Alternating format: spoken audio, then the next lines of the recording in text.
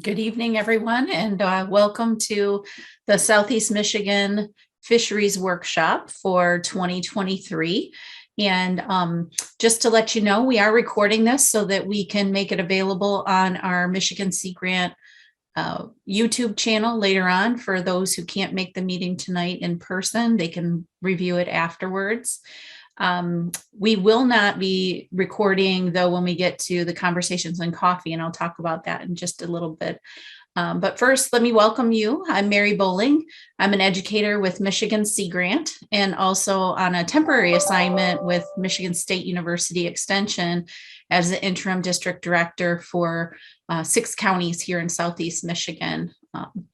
I just would like to welcome everybody here. I know that not everybody could join us tonight, but like I said, recording for those who can't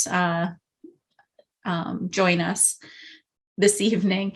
And I wanted to just kick us off with a little bit of what the agenda is going to look like. We've got some fisheries updates from the DNR, from a few different DNR folks, and then we'll talk with USGS and US Fish and Wildlife Service about some additional fisheries work that's happening in the corridor. And then Chris Vandergoot from GLADOS. Chris will explain what GLADOS is when he gets to his talk. And that he'll be talking to us about some telemetry work that's happening in the corridor. And then there's some habitat restoration progress that's been made since last year when we talked. From NOAA, you'll hear that report. And then we're going to finish up our fisheries workshop with Eagle and some algal bloom conversation. And then we'll have some question and answer. And we'll try and run through the agenda. It's pretty packed. So depending on how we're doing on time, we'll maybe have time for a question or two at the end of each talk. But if not, we for sure will have time at the end of our conversation tonight. And then at 7:30, that's when we'll shut the recording off. And for those of you who want to stick around, we're trying something new this year, and we're partnering with the DNR. Of course, we always partner with the DNR, but on their conversations and coffee. And, typically this is a chance for you to ask questions of any nature that the DNR deals with. So it could be ducks, it could be, any number of issues besides fisheries. So the first hour and a half, we're going to focus on fisheries. And then the next hour and a half, we'll open it up for not only additional fisheries questions, but any other topics that the DNR might be able to assist you with. And that'll be more of an informal conversation between folks. So Jim, I don't know if there's anything you want to add about the conversations and coffee right now, just to entice people to stick around. Yeah, no, you laid it out. We are gonna keep it on fisheries, but more broad. So you're right. Just keep it more general. And anything anybody wants to talk about fisheries, please stick around. It's just an informal setting. We do have a few slides to go over, just talk about some of our work, but good opportunity just to have a discussion. So thank you, Mary. All right, thanks, Jim. So we'll go ahead and I'll toss it over to Todd Wills. And Todd, if you don't mind introducing yourself and then provide us with that update on Lake Erie fishery. Sure, will do, Mary. I am trying to share my screen right now. We'll get this up. I am Todd Wills. I'm the Lake Huron, Lake Erie Area Research Manager for Michigan Department of Natural Resources Fisheries Division. Hopefully my screen is coming through here okay for everybody. Want to do a quick update on the Lake Erie fishery. Before I begin, I do want to acknowledge that these summaries in the following slides are for Michigan waters only. If you're interested in lake-wide summaries, head on over to the Great Lakes Fisheries Commission webpage, and all of the Lake Erie Task Group reports, which just came out last week, should be out to that website. So they'll do a better job of providing the lake-wide picture for you. But jumping into some of the information for Michigan waters, I really want to start out by highlighting how intense the fishery is. in Michigan waters of Lake Erie. The amount of effort angler hours expended per square mile of water is incredibly intense. You can see here it towers above all of the other Great Lakes waters for Michigan, Lake Huron, Lake Michigan, and Lake Superior. So we have a lot of people fishing an incredibly small amount of area in Michigan waters. And that being said, we have absolutely outstanding catch rates. If you look at the number of fish per angler hour in our recreational fishery, again, this is recreational only. We're not including charter here. Anglers on average catch twice as many fish per hour as they do in Lake Huron, and about 4 times as many per hour as they do in Lake Michigan and Lake Superior. No surprise to anybody that walleye and yellow perch are the drivers of that fishery. Those two species have the highest catch rates and number of fish per hour, but there are a number of other species that add diversity to the mix for the Lake Erie fishery. One thing that I don't have in the following slides that I just want to highlight is black bass, so largemouth bass and smallmouth bass. Their targeted catch rates, so anglers that go out to target those species, are well above the fish community objectives for Lake Erie. So we have some really outstanding fisheries for bass out there too. I want to take a little time and just focus in on those two main drivers for the Lake Erie fishery, walleye and yellow perch. Walleye fishing over the past 4 to 5 years has been absolutely incredible. We like to say that the good old days are now. The table that I have on the screen here is just a year-to-year comparison, comparing the number of fish caught and harvested and angler effort and angler harvest rates from 2021 to 2020. And then some of the directions in those trends are on the right-hand side of the screen here. The take-home message that I want to leave everybody with is that the targeted harvest rates for walleye are absolutely incredible. We've seen targeted harvest rates over the past 4 or 5 years that are at record levels. So the fishery right now for walleye is absolutely just booming thanks to some very strong year classes that we've had over the past few years. Jumping over to yellow perch, recreational fishery in 2021 was it didn't perform as well as last year, but it was still close to the status quo that we've seen since we really started monitoring angler catch rates through our Creel survey program in the 1980s. Our targeted harvest rate for yellow perch, and this is going over to pounds per angler hour because that's how we report those back to our partners. Pounds per angler hour was actually up last year, but numbers per angler hour, which I don't have here, was down. So anglers were catching fewer fish, but those fish were generally larger. Just some updates for 2022. At last week's Great Lakes Fisheries Commission Lake Erie Committee meeting, the walleye total allowable catch for Michigan and the other jurisdictions was announced. Michigan's share for walleye is 847,100,000 fish. So our daily possession limit is tied to that, and that will remain at 6 fish for 2022. Jumping over to yellow perch, Michigan's share is 276,000 pounds, and we have a static 50 fish daily possession limit there. So no change there. Again, want to leave you with the Great Lakes Fisheries Commission webpage here. You can jump over to that or Google Great Lakes Fisheries Commission Lake Erie Committee for details on the lake-wide picture. Just some brief fisheries expectations for 2022. Expect walleye to be a continued strong fishery, many strong year classes coming up, probably status quo on yellow perch. We really need some recruitment there.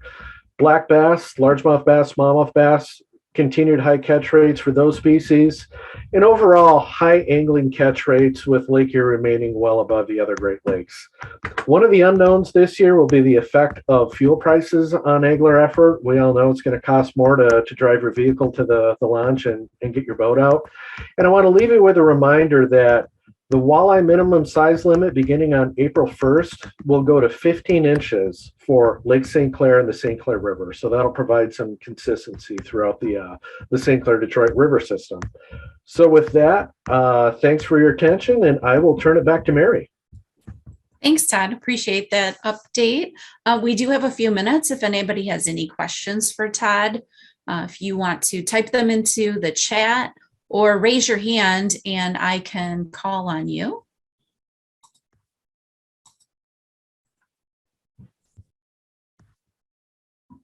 Yes, Tim, you have a question?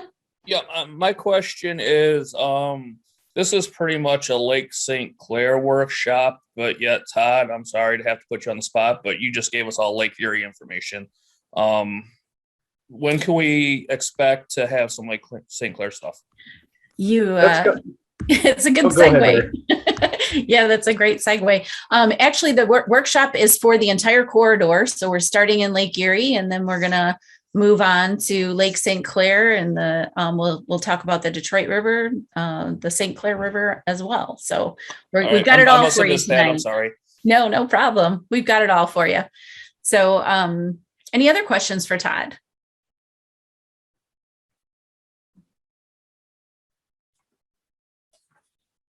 All right, Todd. We'll maybe come back to you at the end of the evening when people have a little more time to digest what you just talked about. Sounds good. Okay.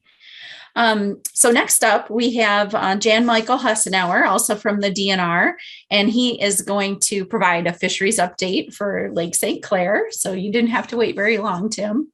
And then also talk about some sampling results from Lake St. Clair. So Jan?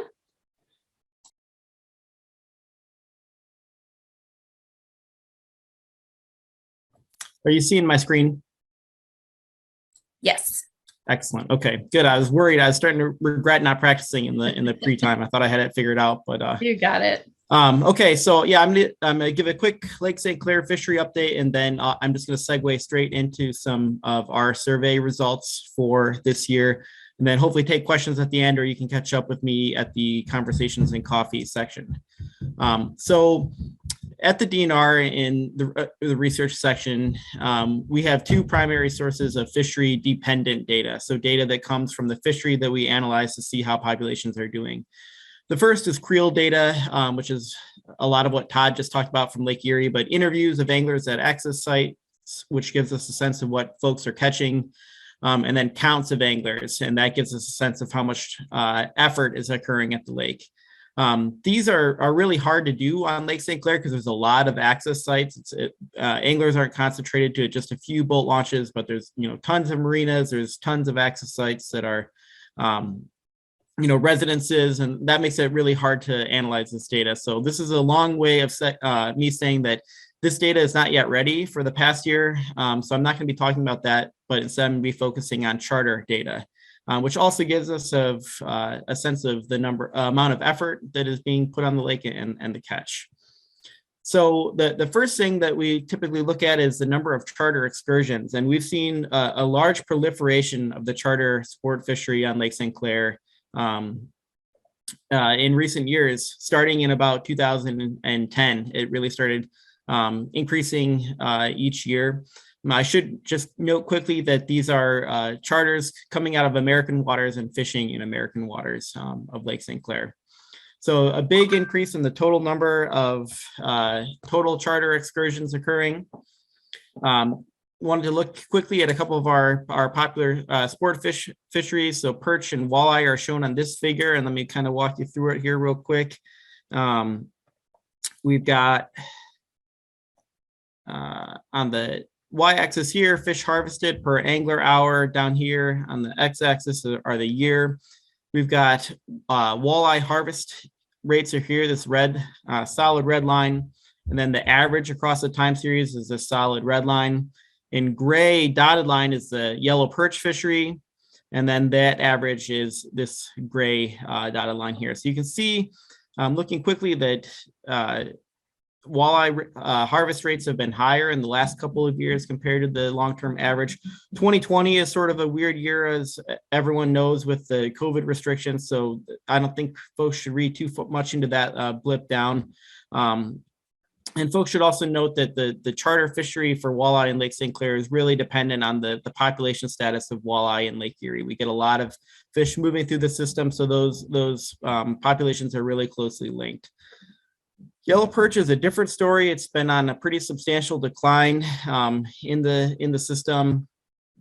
We've done some work on growth rates and looked at some of that data, which we presented in the past. And basically, there's just not much of a yellow perch charter fishery in Lake St. Clair anymore. And some of that's probably switching effort to other fish species or targeting other areas for that species of fish. Looking now, switching gears to smallmouth bass. This graph shows catch per hour here on the y-axis, the year in over time down here on the x-axis again. And kind of what we see is that we had really high charter catch rates in the early part of the 2010s.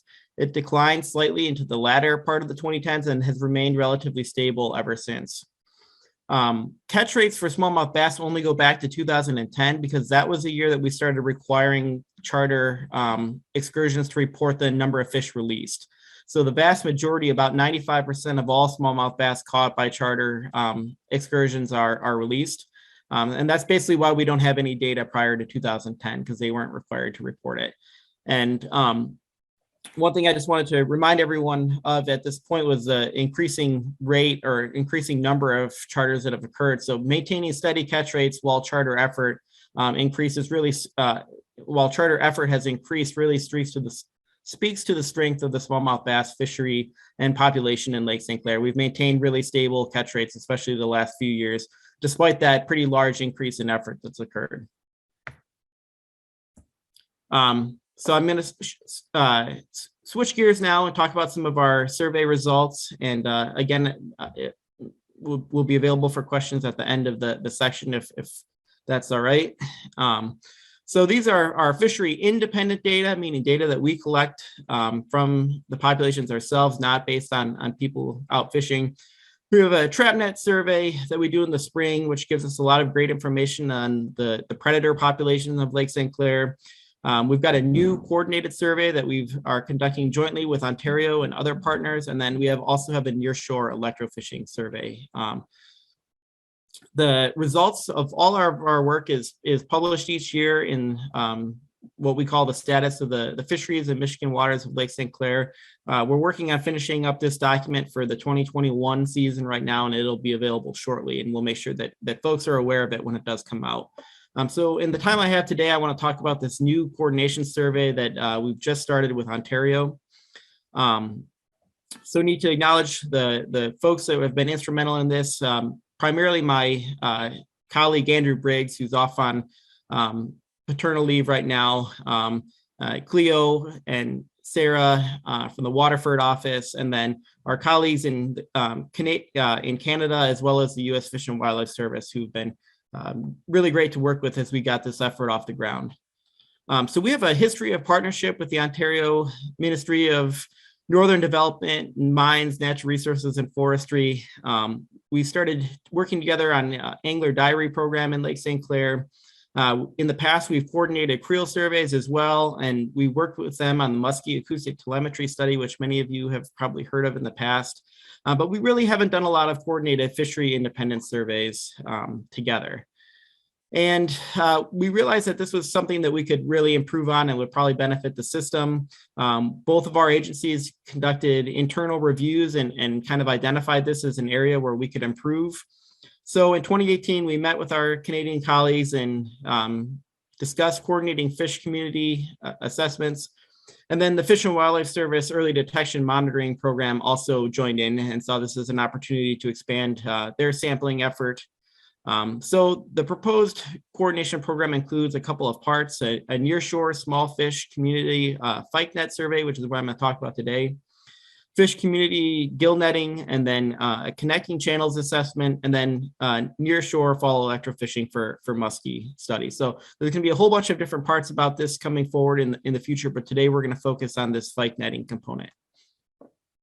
So in 2021, we sampled 110 total sites. The DNR covered 40 sites, Fish and Wildlife Service covered 30 sites, Ontario covered 40 sites, all occurring at roughly the same time of year and same water temperature. So Fish and Wildlife Service was down here, DNR up here, and then the Canadians covered their waters. We caught a total of 27,000 fish from 45 unique species. Most common were bluegill, largemouth bass, smallmouth bass, gizzard shad, spotfin shiner, and spot-tail shiner. So what's really neat about this survey is we get a really broad swath of the fish community, from both, important sport fish to the forage fishes, which sustain those populations. Catch by agency varied. So the DNR, we caught a total of 1,800 fish, 23 species. U.S. Fish and Wildlife Service caught 2,600 fish from 28 different species. And then our Canadian counterparts really blew us out of the water with about 23,000 fish caught from 42 species. Some similarity in the species across zones, but really pretty remarkable catches over there in the Canadian waters. And we think, so here's a sort of a visual representation of what that looks like. The larger the circle is the more fish captured in the various sampling areas. And we think the largest reason for this is the difference in habitat. So on the American side, the shoreline is very heavily hardened and armored. And on the Canadian side, there's just a lot more natural shoreline, softer vegetated marshes and that sort of habitat area. So if we look at this, we have 90% hardened shoreline on the American side. Rock and riprap and seawall are the most common. Canadian side is still pretty hardened, but it's only about half hardened compared to 90%, and it has about 27 or 28% of marsh and wetland type. In terms of the total catch, there seemed to be some differences. So, for example, you'll see seawall has the lowest number of fish captured, and sandy and rocky shorelines had the most, but a lot of variability here. So that kind of prevented us from detecting a significant difference among these types. And when you kind of aggregate those different types of shoreline areas into generally soft or generally hard, there isn't a significant difference, but it does appear that soft shoreline areas have more fish caught on average. So some take homes from this portion of the survey was that we have an expanding charter fishery in Lake St. Clair. We are maintaining above average walleye and sustaining smallmouth bass catches. We've entered a new era of coordination with our partners across the lake, the Fish and Wildlife Service and our Canadian counterparts. And we're working to generate a more complete picture of the fish community. And the single biggest take home from that survey this year was the large difference in catch rates in American versus Canadian waters. And we'll see how that trend continues over time as we switch up gear rates and repeat these efforts. So with that, I'd be glad to take questions and really appreciate everyone's time tonight. Thank you, Jan. Anybody have questions you want to type in or raise your hand and I can call on you? And in the meantime, thank you, Todd, for posting the link to where the report for previous years is, and then the 2021 report, when that's available, maybe around May 1st, will be at that link, correct? That's correct, Mary.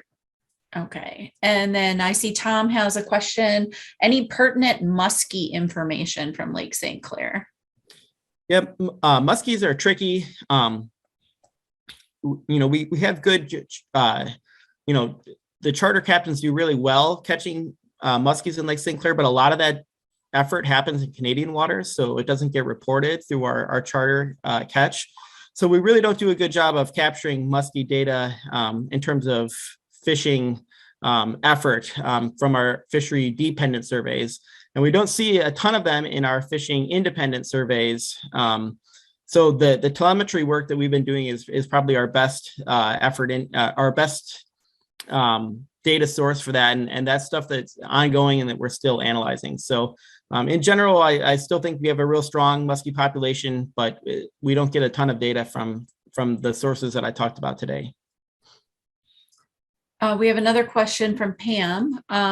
What fish should be avoided from eating this year? And also interested in any additional walleye or sturgeon information that you might be willing to share. Yeah, in terms of consumption, I think the best source. Todd just posted it, so that's exactly what I was going to say. Check the link in the chat for that.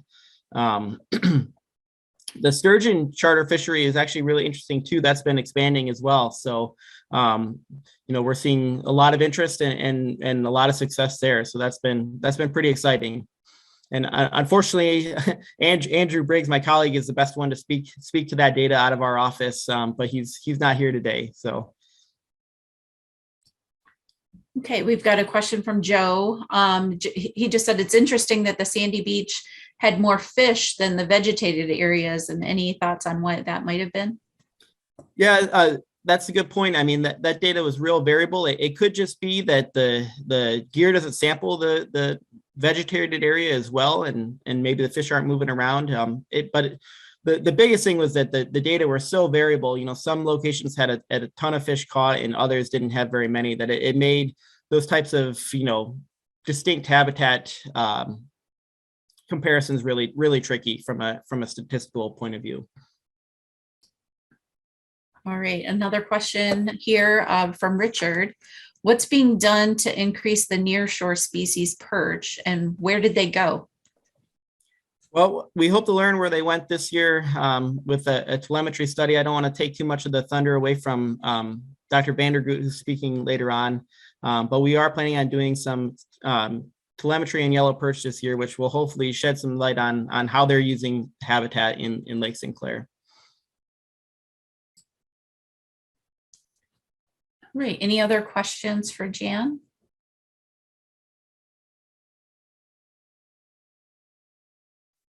Okay, I'm not seeing any. I did just want to mention for Pam's benefit, if you go to that link that was provided by Todd, that has some really good information. And you know, fish consumption varies. You know, the recommendations vary depending on your personal health and your stage of your life, and whether or not you're asking for children versus adults.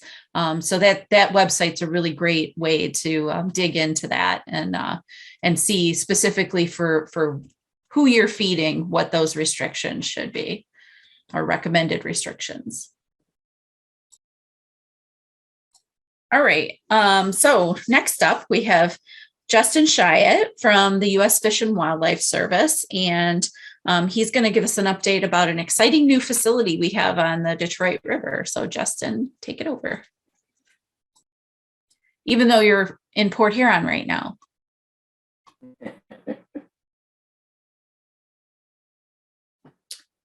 All right, can everybody see my screen all right? Yes. Okay, great. Well, thanks for the opportunity to talk to you today. So my name is Justin Chiat. I'm a fish biologist with the U.S. Fish and Wildlife Service.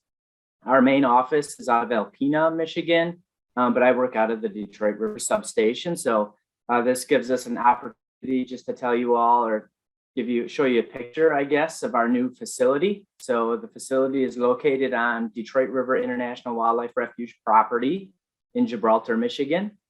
So really, it provides us with an opportunity to store some of our gear.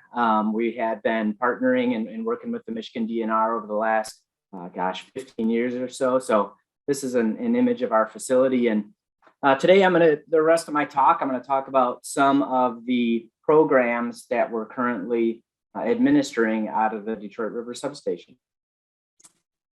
All right, so out of the substation, we have three main programs. We have a native fish species program and aquatic invasive species program, which consists of two components. There's an early detection and monitoring program and grass carp response program. I'm much more familiar with the native species program, but I'm also going to present on the other two programs today as well. All right, so what I figured I'd do is just kind of go over some of the assessments that we're going to be conducting in the St. Clair Detroit River system and the western and central basins of Lake Erie. So our office covers the bodies of water from the St. Mary's River and all of Lake Huron through the St. Clair Detroit River system, and parts of the western Lake Erie and the central basin all the way over to the state of Pennsylvania. But I'm going to really be focusing on kind of the St. Clair Detroit River system and western Lake Erie work today. So this spring, the native fish species program is going to be conducting spring gillnet assessments in the Detroit River, monitoring walleye and some of the sucker species are what we're targeting. We'll also be conducting some spring adult and juvenile lake sturgeon assessments. This work has been going on since the mid-2000s, so over 15 years now. adult and juvenile lake sturgeon assessments. We're also going to be assisting our partners on some work. We're going to be working with the U.S. Fish and Wildlife Service out of Lamar, Pennsylvania. They're doing a study on Lake Erie in general, but they're going to be on near the Western Basin looking for the presence of sturgeon using eDNA. And then we were collaborating with Wayne State University over the past several years on looking at contaminants of emerging concern. And we'll be working with them again this year, except it's Tracy and Bridget Baker, who are now with the University of Florida. So we're going to be assisting them with some of that work this spring. I just figured I'd share one of the more recent publications that came out of our group and many others who are on this call. This is a joint project with the Ministry of Natural Resources, U.S. Geological Survey, and Michigan DNR, and it was kind of using some of the assessments that have been conducted in the St. Clair Detroit River system over the last couple decades and trying to identify lake sturgeon hotspots in the system. And this map on the right just shows some of the locations where juvenile lake sturgeon habitat exists. So the red areas on this map here are hotspots where we have captured a lot of juvenile lake sturgeon over time. So we're also going to be doing some lake sturgeon egg collections in the upper St. Clair River. We've been doing this since 2017. It's a joint project with many partners. And that work with those eggs, they're taken to the Genoa National Fish Hatchery and also to the Toledo Zoo. And those eggs are then, or those fish are then stocked into the Saginaw River and into the Maumee River. We're going to be continuing to do an acoustic telemetry project in the lower Detroit River and Western Lake Erie, looking at juvenile lake sturgeon. That project has been ongoing for since 2017. And then last year, we began a project in the central and eastern basins of Lake Erie, trying to identify lake whitefish spawning habitat. And you can see a map on a map to the right here. And all of these little green dots that you see throughout Lake Erie are all the locations where project partners sampled last year for lake whitefish. And we did collect lake whitefish eggs out of Fairport, Ohio, and Lorain, Ohio. USGS collected them as well. So that was a pretty interesting find for us, and we hope to continue that next fall as well. Another project that the Native Species Program is involved with is just evaluating stocking success in the Maumee River Lake Sturgeon Restoration Program. The objectives of this work are to assess survival using acoustic telemetry, evaluate habitat use and movement, and compare movement patterns between streamside reared fish and traditionally reared sturgeon. So I'll see if I can play this video here quick.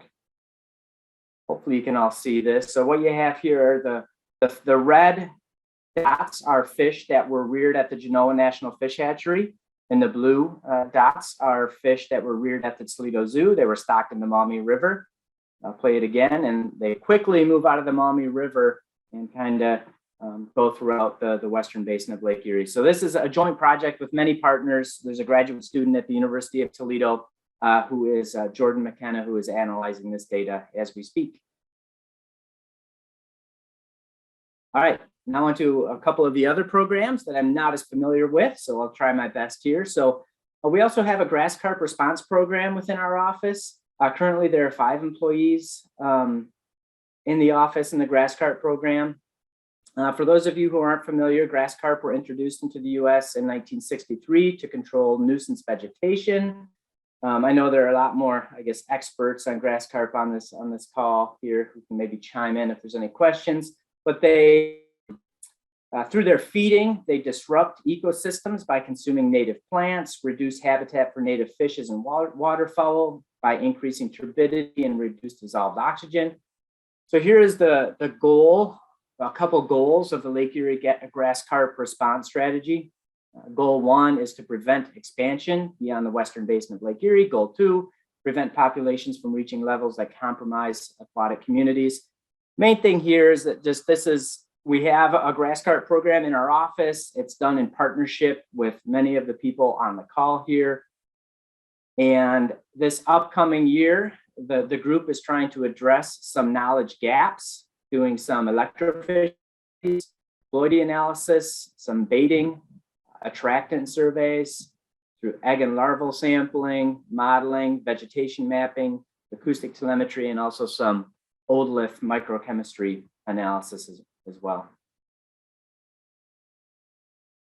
All right, I asked each one of the program leads to kind of fill me in on plans for 2022, and Ryan Young is our grass carp program lead, and these are the plans for 2022: to build capacity of field crews annually to remove 390 grass carp, invest in research to understand spawning, and also barrier feasibility assessment as well. All right, now on to our aquatic invasive species early detection and monitoring program. Greg Wright is the program lead for this work. So if you have any questions, I have Greg's email at the end of this presentation. But what we're kind of following with this program was established by Annex 6 of the Great Lakes Water Quality Agreement. It was to establish a binational strategy to prevent the introduction of aquatic invasive species, to control or reduce the spread of invasive species, and to eradicate where feasible within the Great Lakes Basin ecosystem. I really like this picture over here on the right. Basically, they're looking for a needle in a haystack. And they're trying to figure out how many samples or how much effort it takes to find that needle or that rare fish that might not be out there in very high abundance. So for program goals, capture new non-native aquatic species, and also to describe the extent of recent important non-native species range, talking about range expansion, and also to be able to explain their confidence to detect non-native species if it were present. So this map on the right here shows some of the sampling locations where our invasive species program has sampled. As you can see, there's a lot of them down here in the Western Basin and Central Basins of Lake Erie. All right, this map shows, this was developed by Lindsay Chatterton and colleagues. Many of you maybe have seen this, but it does provide some justification for why our invasive species program is sampling the sites they do. So all of these, I guess, red and orange squares on this map indicate areas of high risk for aquatic invasive species. And as you can see, the St. Clair Detroit River system and Western Basin of Lake Erie have a lot of those squares, and that is where a lot of work is conducted by our invasive species program. So new for 2022, they're going to be doing a standard boat electrofishing versus electrified dozer trawl study. A lot of the bodies of water where the AIS program sample are very turbid, so they're going to be looking at detection capabilities between those two gear types. And that's going to be conducted in Sandusky Bay, the lower Detroit River, and near Cleveland. And Jan already mentioned the Lake St. Clair partner study, hoping to continue that work. And I guess that's going to be focusing on some gill net effort instead of pike net effort this upcoming year. All right, so I mentioned I would put the emails of each of the program leads up here, and then Jim Bose is the station manager. So if you have any questions, if I have time, I'll take them now. If not, I guess later. Thanks. We do have a couple minutes, Justin, if we can get some questions for you, either raise your hand or put them in the chat box.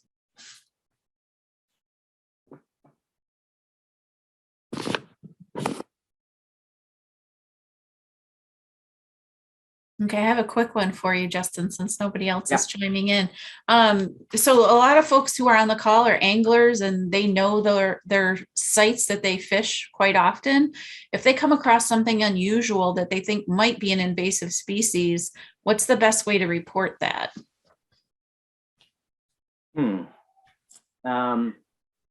Hopefully I didn't stump you. Well, I'm not the AIS expert, I guess. So I don't know if I could throw this over to maybe Todd. Maybe you have an idea, or I could get back to you, I guess, and share something. Because Greg Wright would have a better idea of what to do there. Or maybe Jim Francis, I guess, has some thoughts on that. You did stump me, Mary. All right, sorry. We'll go ahead and we'll get a response to that, and we'll include recording when we send that out. We'll All right. send a thanks message lot. out. All right. So then next up, we have Ed Roseman. Ed is with the USGS, and he's going to talk to us about the fish spawning assessment that USGS has been doing in the St. Clair Detroit River system and the reefs that are out there. All right, thanks, Mary. Is my slide showing okay? Yes. Great, thank you. Yeah, I'm a research fish biologist at the Great Lakes Science Center in Ann Arbor, part of the, I want to go. The U.S. Geological Survey, a federal agency.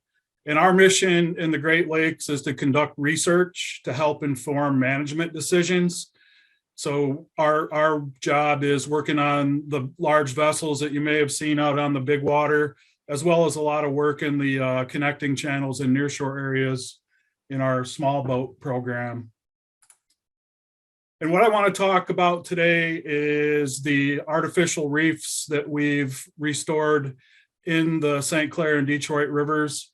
There's a pretty long history of perturbations in the system. And one of the most dramatic in my mind was the creation of the Livingstone Channel and a lot of the other dredging that's been done in the rivers to make deep draft channels for the large ships to move through. The pictures you see here are from the early 1900s when the whole lower area of the Detroit River was dewatered, and they went in and created these channels. The pictures you see here are the Livingstone Channel, that nice long chute that goes out into Western Lake Erie. These areas historically were very important spawning sites for a lot of native species like lake trout, lake whitefish and cisco, walleye, native suckers, and lake sturgeon. And when these were dewatered and the channels were created, lake trout and cisco disappeared from the Detroit River altogether, and pretty much in Lake Erie as well, which is due to a large amount of overfishing and the sea lamprey invasion, in addition to this habitat loss. And in the river, we also experienced severe declines in lake whitefish, walleye, and lake sturgeon. Lake sturgeon, for example, right now are estimated to be about 1% of their former population size in the system and Great Lakes overall. So what we did as part of the remediation plan related to the Great Lakes areas of concern and beneficial use impairments in the system for habitat loss and degraded populations was to decide to try to restore some of these spawning areas in the river. And there's a whole longer talk about how these decisions were made and how we pick sites and materials and the whole process behind it, but we don't have time for that today. What I want to point out on this list here in this map is that we've got them in both rivers, the St. Clair and the Detroit River. They're various sizes. Each reef and each reef complex is different sizes. And they're also different ages. We have our earliest reefs that were put in at Belle Isle, I think in 2004. And we learned a lot from that, moved to Fighting Island in Ontario waters and put a reef in, learned a lot from that project that informed how we did the rest of these reefs. These pictures here kind of show some of the methods of reef construction. The clamshell crane that strategically places the rock on the bottom. That thing is GPS integrated, so every scoop full of rock, we know exactly where it went in the river. The same with those drop barges. They would get positioned using highly accurate GPS and then dump their load and create the reef right there. And these are pictures from the two reefs built in, two of the reefs built in the St. Clair River. So we did a lot of research before to make informed decisions on these restoration projects. And we've also done a lot of monitoring afterwards to see how they worked and to learn from them so we could apply that knowledge to the next project. And one of the key things that we wanted to know is, are fish going to use these things? And we're really happy, many eureka moments for every reef we built that we had fish spawn on it immediately. And as you'll see in a minute, most of them repeatedly. The pictures you see here are the Middle Channel Reef in the lower St. Clair River, and lake sturgeon were spawning on this reef while it was being constructed. So that was a pretty dramatic result for us. And the other performance metric we measure is their integrity. Do they stay where we put them? Are they filling in with sediment or getting covered with algae, stuff like that? And we don't do that work as often because it's more expensive and a lot more labor intensive. But every year we are out there looking for evidence of spawning. Our crews are out. This is our third week on the Detroit River, believe it or not. And we'll be on the St. Clair soon. So these are just some pictures from the field. We use egg mats to look for eggs, which would indicate spawning. And the Fish and Wildlife Service and the DNR also monitor juvenile and adult lake sturgeon and other fishes. And as I mentioned earlier, we did see immediate and repeated use of these reefs by native fishes.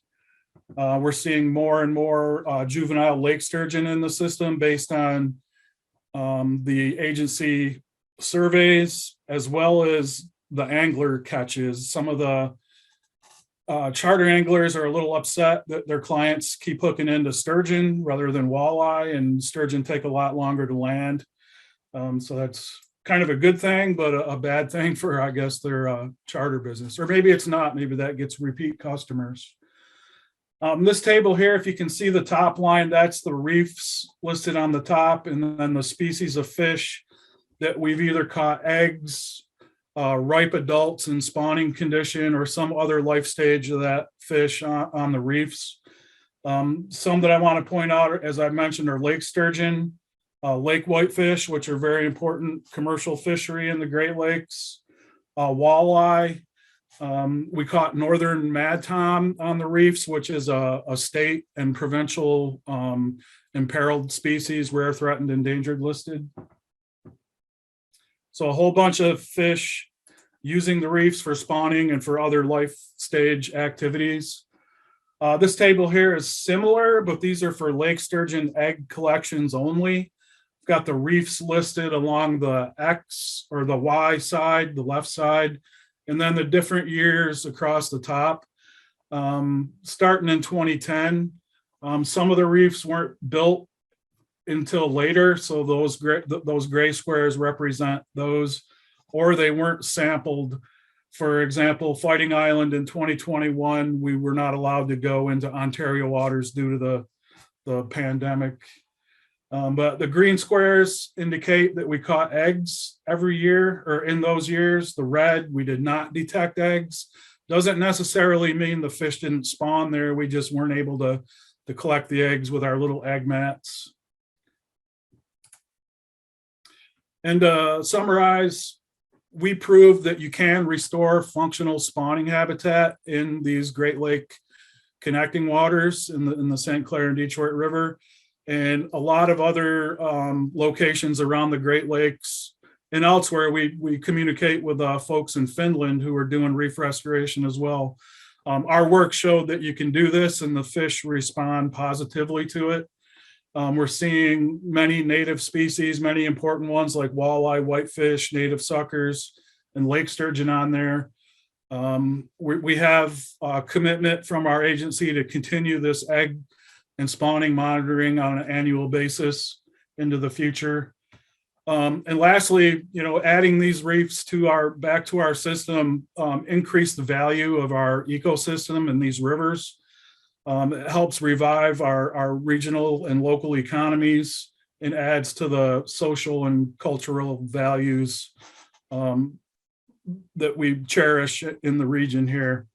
And that's all I have. And I hope to see some of you on Saturday at the Riverkeeper banquet. Thank you. Thank you, Ed. I'll be there. I'll see you there. All right, I gotta figure Um, out how to shut this off now. No problem. And then I want to thank John for posting the invasive species reporting link. So John answered that question for us, so thank you. And then Crystal pointed out the Midwest Invasive Species Information Network is another option for reporting species. If you see them out there and you're not quite sure, and the missing at least you can take a picture and upload that too. So that's very helpful, and location data. I do have a question for you, Ed, that comes from Richard. Would you consider a reef in the North Channel? And that's where he has experienced some sturgeon contact before. I believe that site was evaluated and it did not meet the necessary physical habitat requirements for reef placement based on the flow velocity, the sediment and bottom material that's already there. And it's a very heavy traffic boating area as well. So I believe that one was not selected. We do have one, I guess it's in the North Channel, further up near the village or city of Algonac, the Point Ocean Reef. And that one has been used by sturgeon. Yeah, that's in the North Channel. Correct me if I'm wrong on that, Robin or Justin. Nope, that's right.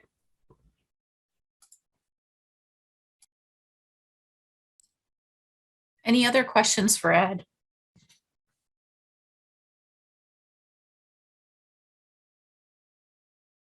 All right, then we're gonna move along. Thank you, Ed.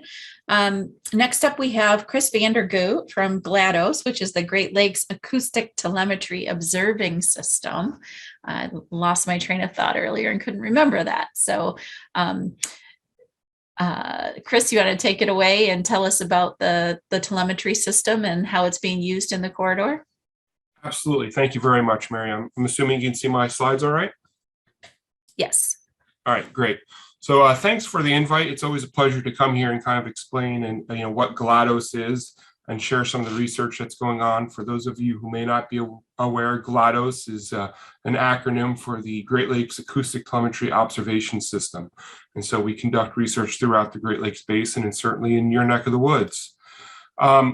For the talk this evening, I just want to say a thank you to Jan, who you heard earlier on, as well as Stephen Markowitz from the Ontario Ministry of Natural Resources. They provided some of the information for the telemetry studies you'll see here in just a few minutes. So for those of you who are not familiar with telemetry, telemetry is just a way for us to kind of track fish and monitor their movements as they're underwater, right? You can't see them like you might a duck or a deer. So we have to kind of resort to different types of methods. And so generally what we do is we put a transmitter in fish, and then we release them back into their environment. And then we go around looking for them with these receivers. And so we have these passive receivers that kind of just sit down on the bottom of the lake or the river, listening for a fish. Almost like the toll system, like the Easy Pass system would work on a major highway. Or you can drive around and put this hydrophone that's shown here on the right-hand side of your screen. You can put this hydrophone down the water and also listen for fish. So those are the two primary components when we're talking about telemetry equipment. And so basically the way this works, it's really pretty simple. Most of the work we do is what we consider to be passive tracking. We don't do a whole lot of active tracking, but in some circumstances we do. But we rely on this passive tracking system. And that basically what that consists of is a receiver that we deploy here underwater. And each receiver has a detection range. And that detection range is going to depend upon a lot of variables, like how loud the environment is. In the rivers, they're generally louder than, say, in the lake. If there are a lot of boat traffic, what's the shoreline habitat like? Is it very rocky and hardened versus is it very soft and, with vegetation? All these factors really play into what the detection range of a receiver is. And so the way this works is if a tagged fish swims by a receiver and the transmitter goes off, we're able to get an idea, at least a rough idea, of where that fish might be within this detection range. We don't know exactly where it is, but we assume that it's, say, within 500 meters of where that receiver was deployed.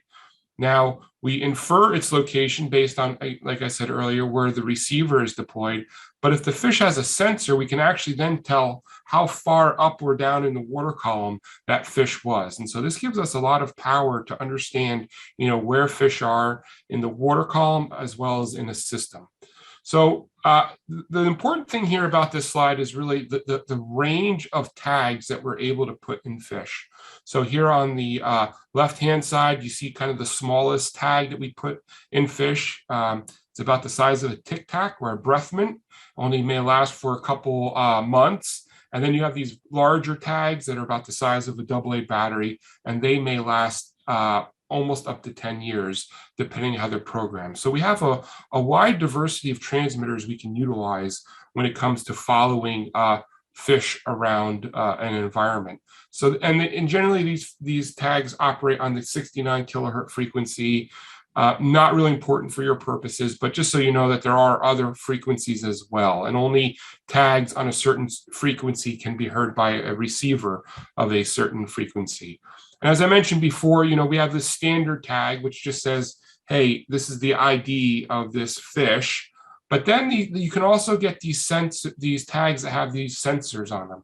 So they can record things like temperature, depth, how fast the fish is swimming, the accelerometers, or even predation events. If a fish is eaten, there's a certain enzyme in there that will actually disintegrate and will indicate that the fish has been eaten by another predator. And then you can also archive data as well. And this table here, again, shows you the variability in how long some of these tags can last. So here's a couple months up to, of course, 10 years, as I mentioned earlier. So GLaDOS, what is GLaDOS? GLaDOS is basically a binational consortium of scientists who collaboratively use telemetry to understand fish behavior and address pressing management needs. We work with all the state agencies in both the US and Canada to kind of conduct research across the basin. And we did this, the GLaDOS funding started initially back in 2010 with GLRI funding, and through time it's transitioned and now it's supported entirely by the Great Lakes Fishery Commission. And so we do a lot of collaborative research, like I said before, the Fish Commission, GLRI, and we have important partners like USGS, Michigan State, and the Great Lakes Observing System. So what is the purpose of GLaDOS? It's actually pretty simple. We want to provide managers with information that traditional fishery assessment gears are unable to provide. So earlier on, you heard about sampling with electrofishing and trap netting and things of that nature. We wanted to be able to provide managers with information that they can't get from those other sampling gears. And so the GLaDOS network really has changed a lot through time. Up here, if you take a look at where the receivers were in the Great Lakes Basin starting in 2013, you see a handful of receivers in each lake.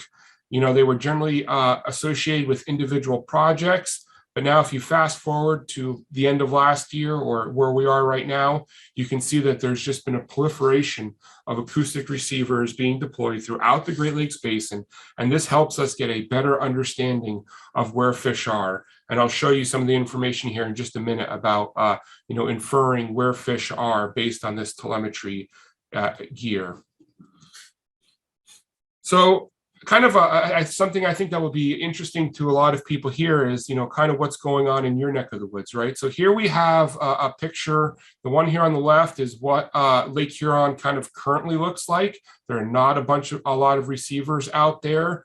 The north or the Georgian Bay is pretty well covered, but most of the main lake of Lake Huron is not. We have plans over the course of the next year to really bolster up the acoustic receivers in Lake Huron. So Lake Huron will basically be the third completely covered Great Lake having acoustic telemetry gear. And you can see a lot of infrastructure and a lot of receivers are going to be focused here in Saginaw Bay, as well as the tributaries to Saginaw Bay. If you take a look even closer to home, say here in the Lake St. Clair, here you see what Lake St. Clair looked like in 2021, early in 2021. And then last year, at the end of last year, And what it looks like right now, a lot of those receivers were spread throughout Lake St. Clair to give us a better understanding of fish movement through the area here. So I'm going to kind of highlight just one project here because, we're kind of short on time, but this is a muskie project that took place there in the St. Clair Detroit River system. This was a collaborative project between Ontario, Michigan DNR. There was a biologist from from Ohio Division of Wildlife, as well as USGS. And so basically the purpose of this project was to evaluate the post-spawning dispersal and determine if differences exist between males and females. And then they wanted to determine if there was some like territory size, if that varied with fish sex and other variables. And so I'm just going to show you real quickly a couple animations that have come out of this telemetry data. Hopefully it will give you a sense of kind of our ability to understand fish movements. So what you're going to see here is an animation, and this animation has little black dots. Those are acoustic receivers. And then the colored dots here actually represent individual muskie that were tagged in the Lake St. Clair region. And so what you can see is these fish as they leave Lake St. Clair and they travel down through the Detroit River into the western basin of Lake Erie. And so what you're seeing are a lot of different patterns here, right? You're seeing quite a few fish actually stay within Lake St. Clair. They just kind of swim around. They don't venture a whole lot. But then what you're going to see are quite a few fish actually migrating south down through the Detroit River and into the western basin of Lake Erie, and really utilizing a good part of the western basin of Lake Erie. I don't know that, I was a biologist for the Ohio DNR for 15 years, and I really didn't think that muskies were running around the western basin as much as this animation seems to be showing that they are, because again, we didn't have the gear that could sample them out there. But this is pretty amazing. It kind of really shows the linkage between the Huron-Erie corridor and the western basin of Lake Erie. And then another pattern, what you're seeing, I think here pretty evident, is that there are a couple fish that actually utilize all of Lake Erie. So they will actually go out into the central and eastern basins of Lake Erie during the course of the year. And if you noticed, one of those fish had that repeated movements. And so we'll slip over to the next slide. And this is actually what they're calling the James Bond fish, or 007.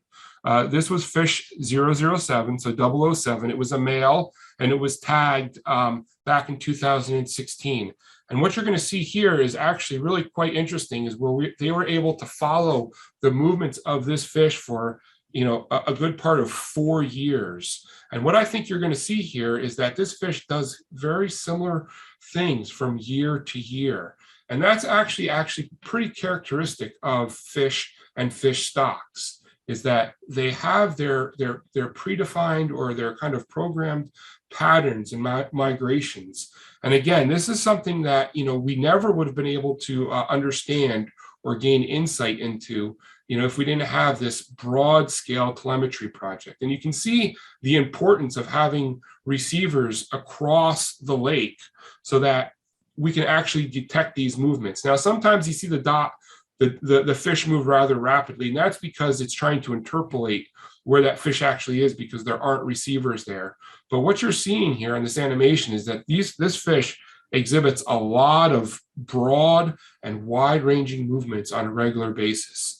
So this is kind of an interesting little animation. I think it kind of is opening the eyes to managers, not only in Michigan and Ohio, but of course in the United States and Canada, and looking at the interdependence of these systems, for supporting these important fisheries.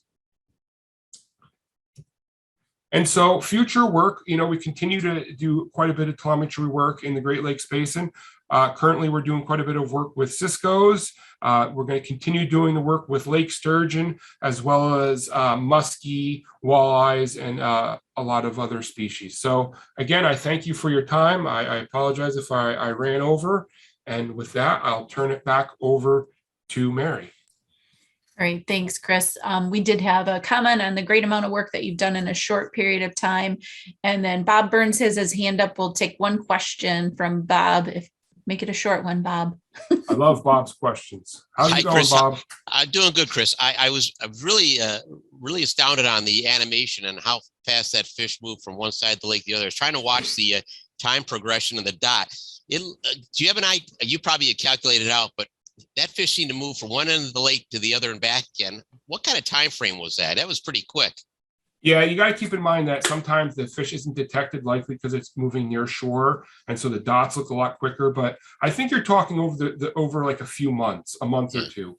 But we've noticed these things can pick up and go. We've had walleye move 40, 50 miles in 2 weeks. So when they get the hankering to get up and run, they run. You haven't been able to associate that with any change of water temperature or any indicators that would give you a reason why they just all of a sudden start to move fast?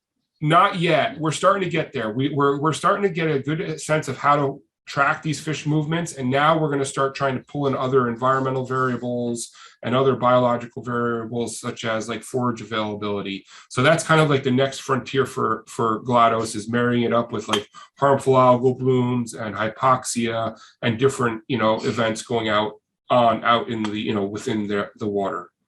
Well, I want to thank you for that, Mary. I don't want to belabor it, but I just want to thank Chris and the work they've done.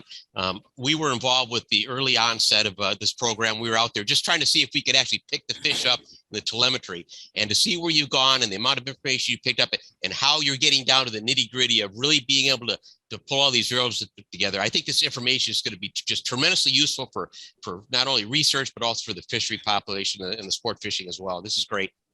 Thanks for your commitment, Bob, to us as well. So thank you. Yep. Thank you. Thank you, Bob. It is exciting work, and we appreciate the presentation tonight, Chris. We are going to move on. Next up, we have Terry Heatley from NOAA, and Terry unfortunately was not able to be here in person tonight. So he did pre-record his report, and Caitlin's going to play that for us now. Can you see my screen? Yes.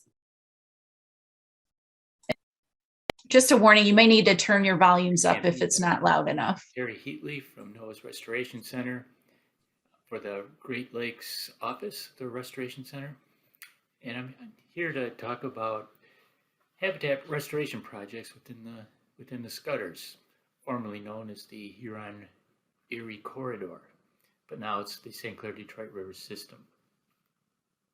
In particular, I'd like to highlight some of the fisheries benefits these NOAA-funded projects provided and were designed for. Here's a graphic of habitat restoration projects within the Great Lakes that were funded by NOAA. And if you look down in the Scudders area, you can see a pretty big concentration of projects right there. In fact, to the tune of $64 million since 2008, has been spent on about 21 projects in this area.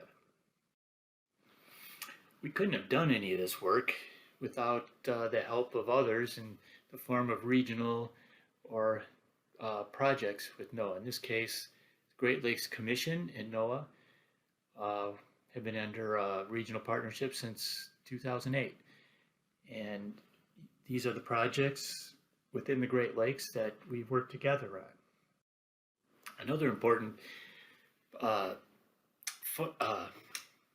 partnership is with the Friends of the Detroit River. And of course, this is in the Detroit River area of concern. So I'd like to look at some of the fairly recent projects within the St. Clair-Detroit River system.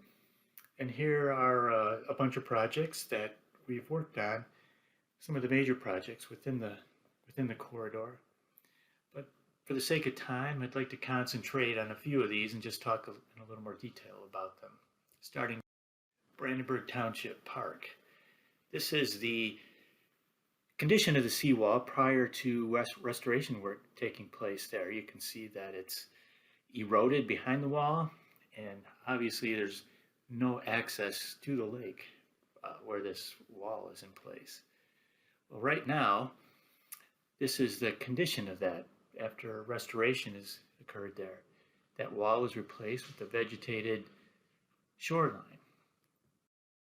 And looking at some aerials here, you can see out offshore the township park shoreline are some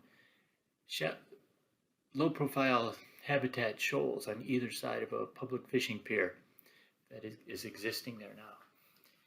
Also along the shoreline, in that same photo, you can see what look like white steps going down into the lake. Those are in fact slab stones that provide direct access to the lake. So access has been improved significantly here for people visiting this well-used park. And just a close-up of the shoals. In fact, the lower right-hand corner, if you could see that more clearly, you'd see that there were fish swarming all over the rock structure that was just put there. So the DNR has been doing some electrofishing monitoring out there, and you can see in 2019 and 2020, prior to the project, the numbers were fairly low, and in 2021, right after the project was constructed, there was an 84% increase in the fish abundance there. And the vegetation responded as well with almost a 500% increase, predominantly Vallisneria or water celery. And the birds increased about the same amount as the vegetation did once the project was complete. And it was the first time turtles hatched on the site. Another project just downstream on Lake St. Clair in Grosse Pointe Shores is the former Edsel Ford estate, now known as the Ford House. This is an 87-acre property, which includes an island offshore, Bird Island, which was entirely made of fill. But the whole shoreline of the estate, as well as the island, is slab concrete, which provides little or no habitat. So the concept that was created, along with a feasibility study, is proposing 1 mile of softened shoreline, which results in a 5.5-acre coastal wetland, which was not there before, as well as another 8 acres of habitat, aquatic habitat offshore. Again, low-profile shoals are incorporated into the design to protect the softened shoreline from excessive wave action and other erosional forces. This also incorporates a lot of habitat structures within the water and along the shoreline. And this is the Lake Okanoka project on Belle Isle in the Detroit River, just outside of Detroit, which you can see on the right-hand side of the river, and across from that is Windsor, Ontario. Lake Okanoka is on the left-hand side of the slide within Belle Isle and was previously a shallow, somewhat stagnant lake with no connections to the river or the Blue Heron Lagoon. So this project actually opened up the Blue Heron Lagoon, which is on the top of this graphic here, via a bridge into which connected Lake Okanoka to Blue Heron Lagoon. And at the other end of Lake Okanoka, near where the existing breakwaters were constructed, these again kind of like low-profile shoals out in the river, is a box culvert under the Strand, which is the road that goes along the shoreline there. Areas of Lake Okanoka were also excavated, and pothole areas, deeper areas, were dredged in the lake to provide habitat even during low water times. Mudflats were part of the project as well, so that now the water flows from the Detroit River through Blue Heron Lagoon into Lake Okanoka, through Lake Okanoka, out into the Detroit River. So it's totally connected to the Detroit River now, this important habitat. Here you can see the bridge connecting Blue Heron Lagoon to Lake Okanoka with a kayaker going through there. And at the other end is a box culvert, which allows good fish passage, but is not meant to let canoers or kayakers get through there. Other habitat projects are on Stony Island, Sugar Island, and Celeron Island around Grosse Ile in the lower end of the deep. Here at Stony Island, a low-profile shoal is constructed on what used to be a shoal, or maybe it was even an access road around Stony Island. Anyway, the low-profile shoals provide habitat themselves. They also protect areas behind the shoals, between the island and the shoals, to allow vegetation to redevelop there, reestablish itself because of the protection the shoals provide. At Celeron Island, a series of shoals is constructed there. These shoals also provide habitat. Mud puppy habitat is incorporated into the shoals themselves. There's actually vegetated areas on top of the shoals in some of them. But you can see the thickened growth of vegetation between Celeron Island and the shoals, which these structures allowed to develop by protecting them from erosive forces of freighter traffic, as well as maybe seiches that develop there that erode the vegetation. At Sugar Island, again, some shoals were constructed. This project is just underway right now. It's not completed yet, but these shoals provide that low velocity areas between the island and the shoals so that aquatic vegetation can develop there. A number of habitat structures are also being incorporated into the design. Some of these are from the trees that fell into the lake because the shoreline was eroding so severely there. And some deeper water areas and fish spawning areas behind the shoals. The last project is the Lake Erie Metro Park, which is divided into two parts. There's a project area to the north, which is opening up a marsh that is dominated by thick stand cattails at the moment. And the shoreline project on the south end of the park is currently a maintained lawn, which you can see here, which is maintained right up to an eroding riprap shoreline. So the idea of the shoreline project is to pull back that shoreline with the space they have by this extensive maintained lawn area, and you can create a very shallow slope and plant that area with various species of wetland plants so that the wetland can adjust according to whatever the water levels are at the time, because you have that very gradual slope. Low profile shores will be constructed offshore this as well to protect that shoreline from extreme fetches that occur there in Lake Erie. The top project is a diagram of the channelization excavated through this thick mat of cattails with potholes, deeper areas there that provide access to the target species of fish here, which is the northern pike. And I guess muskellunge would probably use that area as well. And also provides access to paddlers as a water trail through that part of the park. This is going to soften, in the end, over 1,000 feet of shoreline.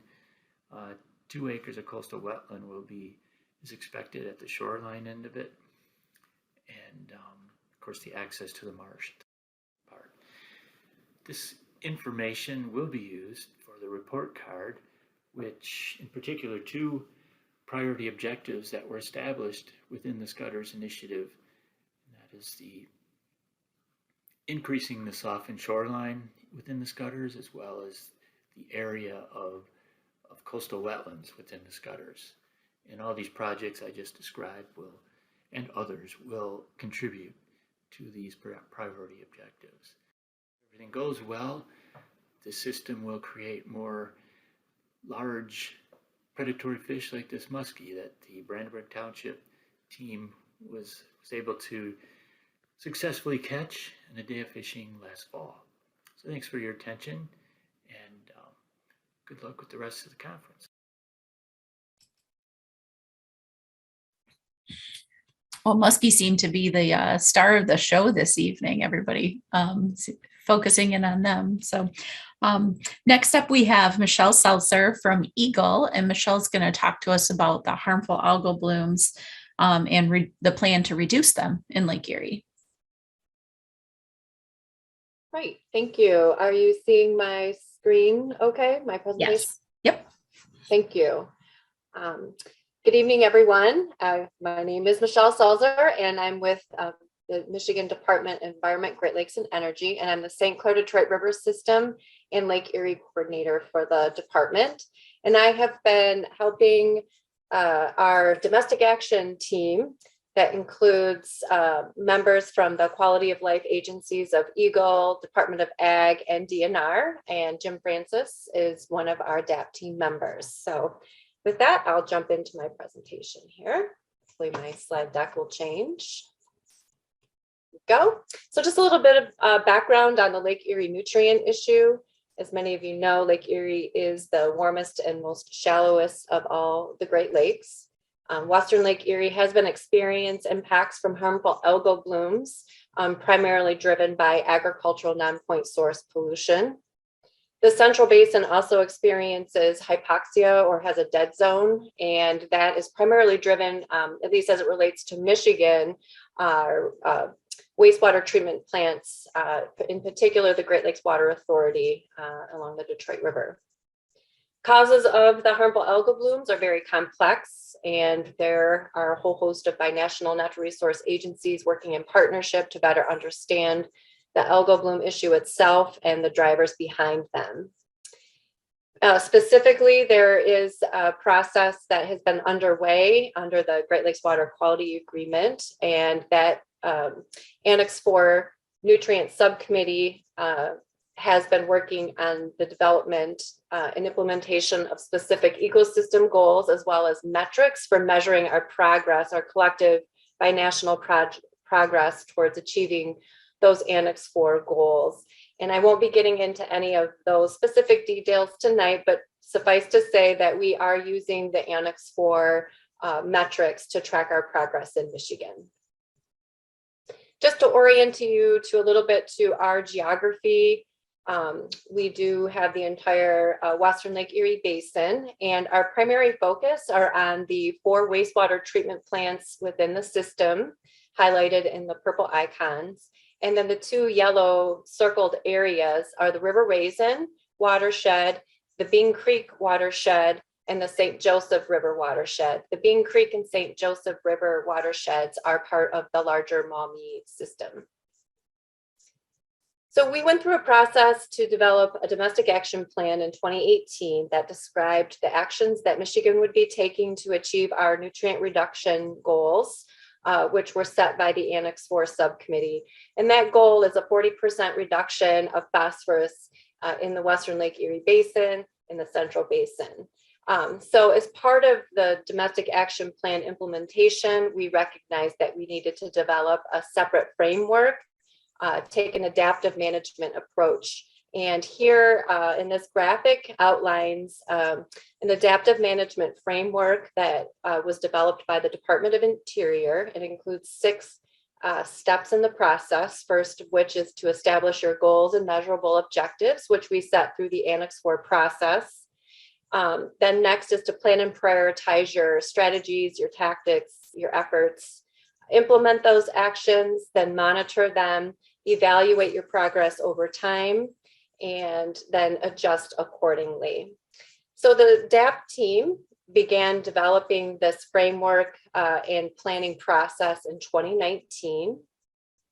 Its intended audience is quite broad. It includes both our urban and our rural community partners implementing actions on the ground. This is a way to capture our agency commitments and our partner commitments to the effort. And it also helps us align our resources and research needs with our management priorities. The reason why we have this adaptive process is because there's a lot of uncertainty regarding the system. And it is equally as much of an environmental challenge as it is a human dimensions challenge, as you can imagine. So what is the non-point source challenge? That is what we're up against here. Historic efforts to implement non-point source best management practices, especially in the River Raisin, have not been successful at meeting our 40% reduction by 2025. And so therefore, we have a renewed commitment to tackle the non-point source actions in the River Raisin and as well as our Upper Maumee watersheds that include the Bean Creek and St. Joseph watersheds. This graphic here is taken directly out of the adaptive management plan. It shows that initially, in terms of a baseline as identified through the Annex 4 process, that we had about 1,800 metric ton reduction goal set for, and then based on that, a 40% reduction. We also have an interim 20% reduction of phosphorus by 2020. And by way of the reduced permit limits at the Great Lakes Water Authority, we were successful at achieving that 20% reduction target. However, we have about 250 metric tons of non-point source phosphorus reduction that we need to see achieved, and we have not yet gotten there. So therein lies our non-point source challenge. And I just wanted to talk briefly about our public input process. So when we had initially let out our adaptive management plan draft back in early 2020, we received over 50 public comments. And the DAP team wanted to really take a step back and look at those comments and try to improve both our process as well as the plan itself. So the adaptive management plan was revised to detail adaptive management projects. So before we just primarily focused on that 6-step cycle of the framework, and we heard very clearly that the public wanted to know what projects we would be implementing to accelerate our conservation on the landscape. We also acknowledge that we are very limited in our ability to currently track non-point source progress on the landscape. We do have some limited monitoring systems in our portion of the Western Lake Erie Basin, and we are continuously ramping up the monitoring program to better improve our knowledge gaps as it relates to what's happening on the landscape and how that translates into improved water quality. We also acknowledge in the plan that we are relying on voluntary actions from the agricultural community to support this work and to help us achieve our goals. We also wanted to identify specific policy and other actions being taken by the agencies to improve water quality outcomes. If you have an opportunity to review the plan now as it's written, there are specific call out boxes where we call attention to specific agency actions that we want to see to improve water quality outcomes. And those can sometimes even relate to improving work and tying those to water quality standards, which is really a new approach for the state. We also heard we need to accelerate conservation. In response to that, the DAB team, in partnership with the non-point source program within EGLE, as well as MDARD, began to plan and implement agricultural inventories as a way to provide a bit more focus in our priority watersheds. And the whole goal of this effort is to get conservation in the right places on the landscape to reduce resource concerns, especially those related to water bodies. So a little bit about the agricultural inventory process. It's a 3-pronged approach. It involves a modeling component, which is the agricultural conservation planning framework. That modeling effort looks at flow accumulation network, those flow paths on the landscape, the slope of fields, the potential locations as well of best management practices. And our non-point source program has actually identified 10 BMPs that they prioritize across the landscape based on this information.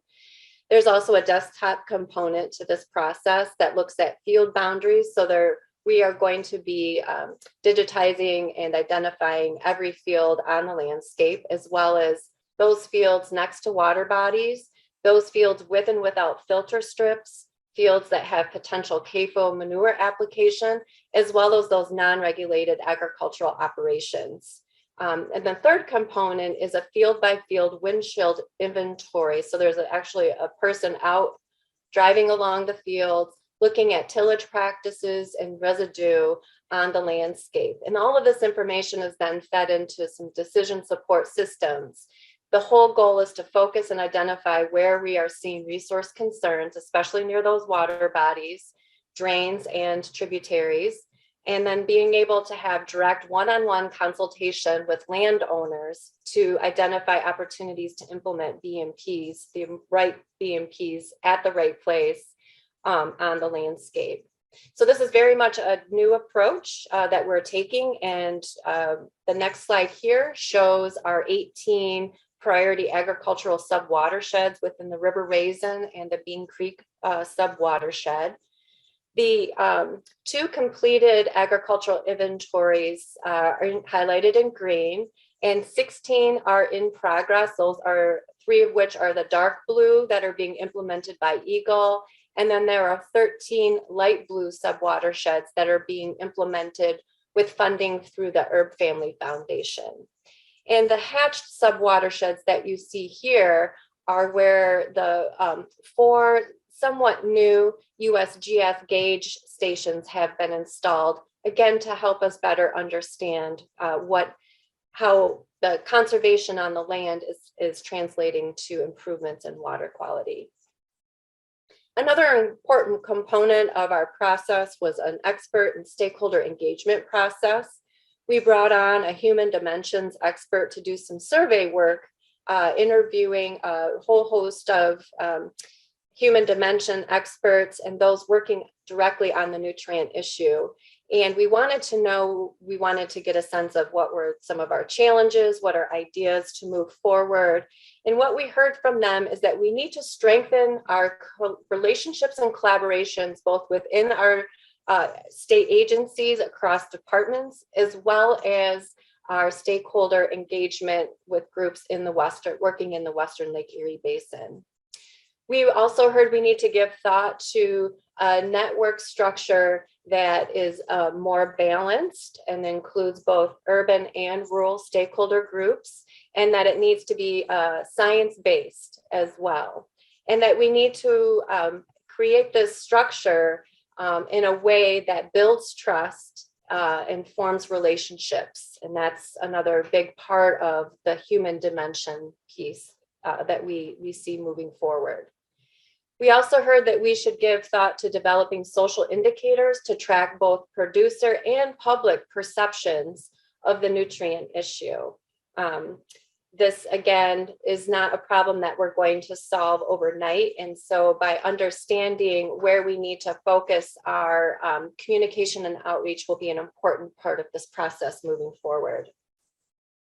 In terms of reporting progress, this is taken directly from the adaptive management plan and showing our reporting cycle. So every year we are going to be letting out an adaptive management and adapt progress update. And then we will be producing 2-year work plans that will be let out every year as well. And then every 5 years, and then our next update will be our DAP update will be in 2023. And so every 5 years, we'll be doing a more comprehensive DAP update as part of this process. In addition to our internal progress reporting, we will continue to work very closely with the Binational Annex 4 Subcommittee. They provide some public outreach through their work, including an annual webinar.